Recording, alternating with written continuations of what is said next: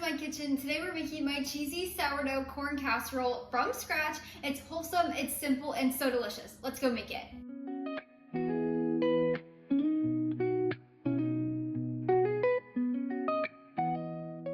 Growing up, my mom would make corn casserole for every Thanksgiving. It was one of my favorite foods. And then when I met my husband, his family made corn casserole, but with cheese on top. And I thought that was the most inventive thing ever. I already love my mom's corn casserole, and I love the addition of cheese. It was just the perfect blend, so that's what we have here today. I'm so excited to share this recipe with you.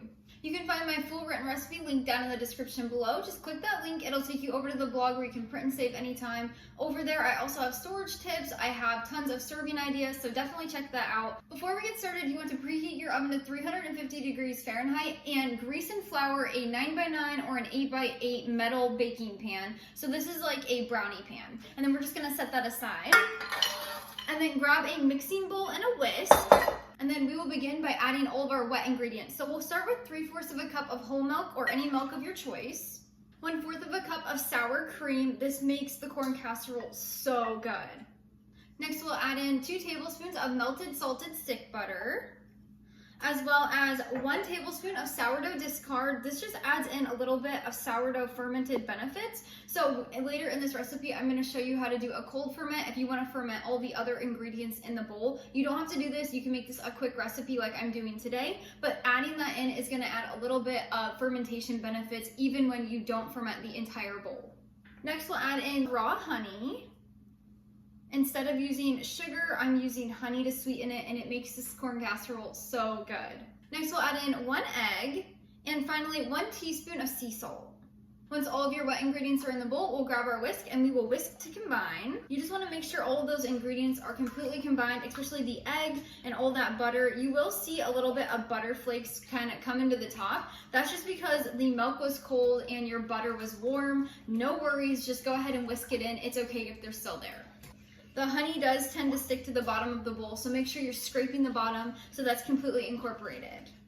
Now, once our wet ingredients are combined, we're gonna add in our dry ingredients. First, we'll add in 1/2 cup of frozen corn. I always like to get organic, but you can use any kind. Next, we'll add in shredded mild cheddar cheese. This is optional. If you don't want to make this cheesy, you could leave this out, but I highly recommend adding it in. It makes it so good. I always like to use a block of cheddar cheese and shred it at home. It allows you to eliminate all of those anti-caking agents that are found in already shredded cheddar cheese, and it melts so much better in your corn casserole.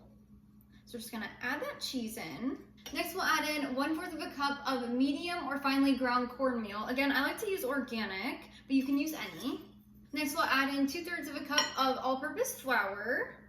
And finally, our baking soda and baking powder. Before we add this in, I have to add a quick note. If you plan to do the cold ferment, which is completely optional, it just adds more fermentation benefits because the sourdough cultures then ferment all of the other ingredients. If you plan to do that, wait to add in your baking soda and baking powder until right before baking. You want to make sure these are fresh and ready to go when you bake them. And so if this sits in the fridge for 12 to 48 hours, they will start to deactivate and you don't want to add them in just yet. But I'm going to do my quick version of this recipe. Again, the cold ferment is completely optional, and I'll show you how to do that on the next step. But if you're doing the quick version like I am, then we're gonna go ahead and add them in. So we'll add in 3/4 of a teaspoon of baking powder. I always like to get aluminum free, and 1/4 of a teaspoon of baking soda.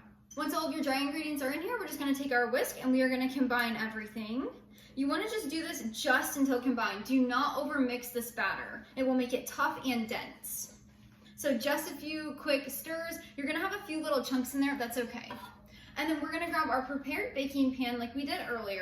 Now at this point, if you want to do the long cold ferment, you are more than welcome to. Again, this is completely optional. You do not have to do it. But to do this and add more fermentation benefits into your corn casserole, you're gonna just add a lid to this and make it airtight or saran wrap. Then you're gonna pop it in your refrigerator for 12 to 48 hours, depending on how long you want to make this ahead. If you wanna make this ahead only 12 hours, so say the morning that you need it, or you want to put this in the fridge a few days before you need it, completely fine. The more it sits in there, the more the sourdough cultures will ferment all of the other ingredients, creating more fermentation benefits for you. So that's completely up to you of what you want to do. Again, if you do that, make sure you add the baking soda and baking powder in right before baking. But to continue this recipe, we're gonna just grab our prepared baking pan, and we are going to pour our corn casserole mixture into this.